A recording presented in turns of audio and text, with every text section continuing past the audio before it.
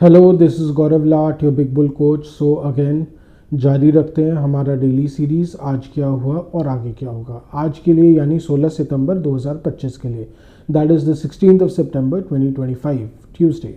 सो आज क्या हुआ, आज बहुत दिनों के बाद, मैं बोल सकता हूँ ऑलमोस्ट शायद लग रहा है जैसे महीने भर बाद फाइनली निफ्टी आज एक अच्छी तेज़ी के साथ, या कुछ हद तक कह सकते हैं एक शानदार तेज़ी के साथ बंद हुआ। अगर निफ्टी की बात करें तो वो 170 पॉइंट्स चढ़कर 25,239 पर बंद हुआ। That is it was up 170 points, closing at 25,239। वही बैंक निफ्टी की बात की जाए तो वो 260 पॉइंट्स बढ़कर 55,148 के लेवल्स पे बंद हुआ। That is it was up 260 points approximately, closing at 55,148।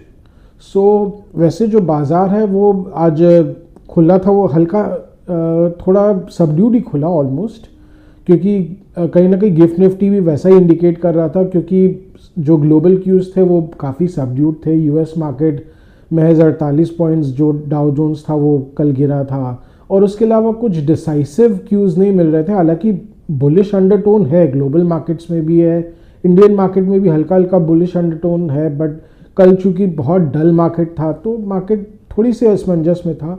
Banks कमज़ोर खुले थोड़े से, अगर एचडीएफसी बैंक और आईसीआईसीआई बैंक वो थोड़े कमज़ोर खुले, पर जो निफ्टी को अपने आप को संभालते एकदम देर नहीं लगा।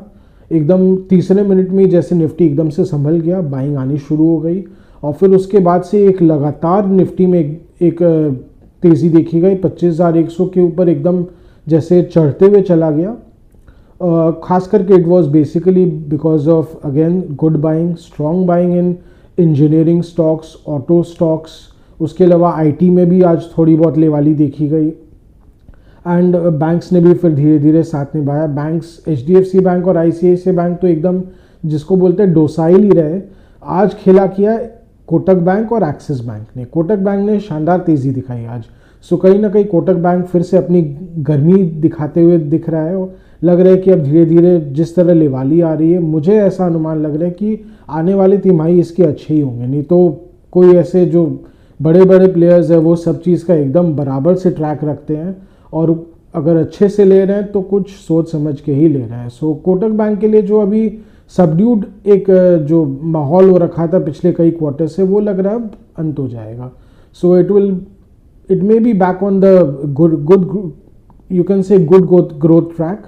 सो हाँ, हालांकि जो हाइपर ग्रोथ ईरा था वो तो चला गया। जो 30 से 40% का जो ग्रोथ है कोटक बैंक ने देखा कई सालों तक, वो ईरा तो अब चला गया है, वो तो शायद अब नहीं आने वाला है।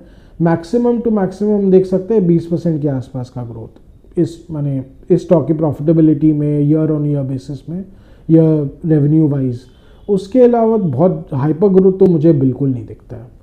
सो अगेन मेन मार्केट में आते हुए, सो निफ्टी जो है वो बार बार रुकता हुआ थोड़ा दिखा।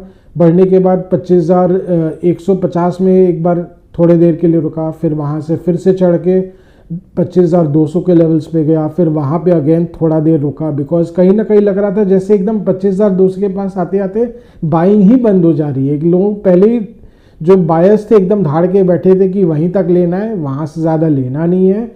फिर वहाँ पे पता नहीं कोई बब्बन शेर आके क्या पता बेचने लग जाए एकदम भर भर के, पर ऐसा जहाँ तक वैसा कुछ दिखा नहीं। एक बार के लिए निफ्टी करेक्ट किया, 30-40 पॉइंट्स करेक्ट करता दिखा। एक बार जैसे बोलते हैं ना, वीक हैंड्स को काट दिया गया, और फिर वापस से एकदम से निफ्टी चढ़ना शुरू किया। एकदम जैसे परफेक्ट लग रहा है, एकदम बोलते हैं ना, नीचे थोड़ा से ज़्यादा लग रहा है जैसे टूट जाएगा, तो एकदम धड़ाके से रेस्क्यू बाइंग जिसको बोलते हैं वो आ गई, और फिर वापस 25,200 के ऊपर जो निफ्टी चढ़ा, सो 250 पर जाके बंद हुआ।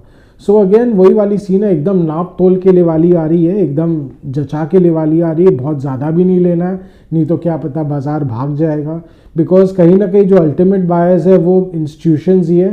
थोड़ी बहुत आज नो डाउट स्पेकुलेटिव बाइंग और रिटेलर्स की तरफ से, एक्शनाइज की तरफ से आज आई होगी। हो सकता है पीएमएस भी थोड़े बहुत उन्होंने लिया हो, बिकॉज कहीं ना कहीं अब कंजेशन जोन के पार जाते दिख रहा है। सो उन्होंने अपने जो हाथ एकदम बांध के रखे थे, क्या पता वो भी हाथ ढीले कर रहे हो, अब वो भी यहाँ से लेना शुरू करे, इन दी एंटिसिपेशन की निफ्टी कहीं ना कहीं वापस अपने ऑल टाइम हाई को टेस्ट करेगा। सो अभी जो फेस तो यही लग रहा है कि निफ्टी चढ़ते रहना चाहिए, टेक्निकली स्ट्रॉन्ग दिख रहा है। हालांकि कल का जो बाज़ार है वो हमें एक बार लग रहा है कल का बाज़ार थोड़ा सबड्यूड हो सकता है, अगेन बिकॉज यूएस फेड की कल मीटिंग है, आज से मीटिंग शुरू है, उसका कल देर रात इंडिया टाइम आउटकम आएगा। जहाँ तक मुझे लग रहा है 50 बेसिस पॉइंट्स कट आना चाहिए, क्योंकि ट्रम्प बाबू का बहुत प्रेशर है यूएस फेड पे, वो एकदम डंडा चला के रखे हैं कि तुमको कट करना ही पड़ेगा। इसके दो मेन कारण है, कहीं ना कहीं वो चाहते हैं कि यूएस बॉन्ड्स के जो दाम है वो बढ़े, उनके जो यील्ड्स है बॉन्ड्स के वो बहुत हाई हो रखे हैं, 4%, जो 10 ईयर है उनका 4% से ऊपर यील्ड पे ट्रेड कर रहा है, जो कि उनको अच्छा नहीं लग रहा है। ऐसा नहीं अच्छा लग रहा है क्योंकि बहुत जो यूएस इकॉनमी वो पूरी की पूरी डेफिसिट फाइनेंसिंग में चलती है, और अगर सरकार जो अपने 10 ईयर के बॉन्ड पे अगर 4% ब्याज चुका देगी तो वो ब्याज चुकाते चुकाते ही अपना बजट खर्च कर देगी। आज के दिन यूएस अमेरिकन बजट का जो सरकारी बजट है, फेडरल बजट जो है वहाँ का, उसका 25 से 30% हिस्सा तो केवल ब्याज चुकाने में ही चला जाता है, और उसके अलावा जो पुराने बॉन्ड्स को रिडीम करने में। और धीरे धीरे अगर ऐसे ही चलता रहा तो ये फिगर जो 40% पे पहुँच जाएगा। मैंने आपने जो पिछले के सारे कर्जे लिए, आप खाली उसका ब्याज चुकाने में आप लगभग अपना 40% जो रेवेन्यू है वो उसी में चुका दे रहे हो। और इनफैक्ट जो स्थिति हो रखी है, आपको मैंने ब्याज चुकाने के लिए भी उधार लेना पड़ रहा है सरकार को, तो ऐसी हालत है। तो इसीलिए वो चाहते हैं कि वहाँ पे धीरे धीरे जो ब्याज दरें कम हो, जिससे कि वहाँ पे उनको कुछ रिलीफ मिले, तो वो आराम से एकदम दिल खोल के खर्च कर सके। क्योंकि उनको भाई अमेरिका ग्रेट बने नहीं बने, वो उनका तो ट्रम्प बाबू का यही मंशा है कि मेरा जो ये सेकेंड टर्म है ये एकदम ग्रेट होना चाहिए, उसके बाद जो जैसा जाए भाड़ में जाए, मुझे कोई मतलब नहीं, मैं तो उसके बाद ज़्यादा क्या जीऊँगा, पर मैं तो एकदम ग्रेटेस्ट प्रेसिडेंट बन के जाऊँगा। यही उनकी मंशा है, एकदम साफ दिखता है। कहीं ना कहीं उसकी हो रही है, तो मुझे जहाँ तक लग रहा है हाँ। और दूसरा ये कारण है कि वहाँ पे जो हाउसिंग मार्केट है वो काफ़ी लैकलस्टर हो रखा है, अगेन सबड्यूड हो रखा है 2-3 सालों से because of high interest rates. तो क्या पता उसको भी बूस्ट मिले, फिर धीरे धीरे घरों के दाम बढ़ना शुरू हुए, क्योंकि वहाँ पे कहीं ना कहीं जो अमेरिका में वेल्थ क्रिएशन ही शेयर के दाम बढ़ने से, प्रॉपर्टीज़ के दाम बढ़ने से, उसी से हो रही है। पूरा का पूरा इकॉनमी ही इसी पे चल रहा है। वो चाहते हैं कि वहाँ पे ब्याज दर एकदम कम हो जाए, और आने वाले टाइम में लग रहा है कि धीरे धीरे ब्याज दर जो है, सेंट्रल बैंक की जो ब्याज दर है, यूएस फेड की जो ब्याज दर है, वो 2% पे आ जानी चाहिए, क्योंकि उन पे काटने का तो प्रेशर रहेगा। अभी 4% के आसपास चल रहा है, वो धीरे धीरे 2% पे ले आने का है। वो चाहे नहीं चाहे ट्रम्प बाबू तो डंडा मार मार के करवा के ही रहेंगे। यही तो लेखा जोखा यही है। हाँ, अपना बाज़ार जो है वो एकदम अभी अच्छा दिख रहा है। निफ्टी इमीडिएट टर्म्स में मुझे 25,400 के लेवल्स तो दिख रहे हैं, क्योंकि अभी बुलिश मोमेंटम है। हालांकि अगेन जियोपॉलिटिकल रिस्क का कुछ कह नहीं सकते, वो तो अभी जारी है।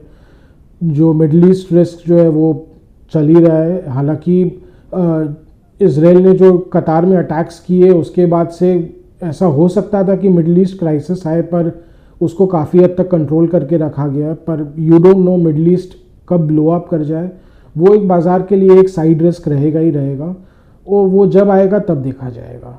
उसके अलावा अभी फ़िलहाल तो एक बुलिश मोमेंटम है इंडियन मार्केट्स में। हाँ, ये जो मोमेंटम है ये आज का अगर इंस्टीट्यूशनल फिगर्स देखें तो आज हल्की फुल्की लेवाली दोनों तरफ से आई है। ऐसे एफआईआईज ने तो मोरलेस न्यूट्रल स्टैंड ही लिया आज, डीआईआईज ने हल्की फुल्की लेवाली की, 1500 करोड़ की लेवाली की।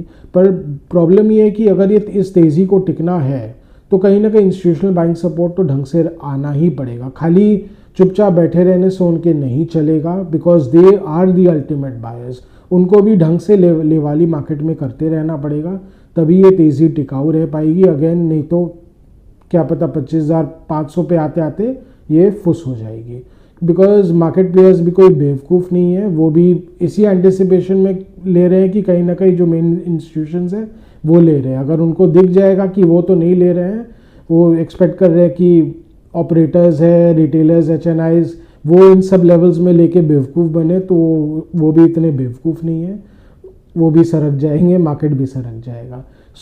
कहीं ना कहीं एक सिल्वर लाइनिंग यही है कि इस तेज़ी में इंस्टीट्यूशनल पार्टिसिपेशन ज़रूरी है। आज का डेली व्लॉग यहीं तक रखते हैं। आशा करें कि आपको हमारी डेली व्लॉग्स अच्छी लगे। Do like, share and subscribe to our channel. Do hit the bell icon for regular update on our videos. Any stock specific queries required by you, please comment on our comment section, or please write on our comment section. We will get back to you and help you and guide you in any way possible by us. Please do give your valuable suggestions in our comment section. It really helps us improve our content and create new content, better content, again day by day. So please do share your opinions also. It helps us again improve our content. So thank you for today.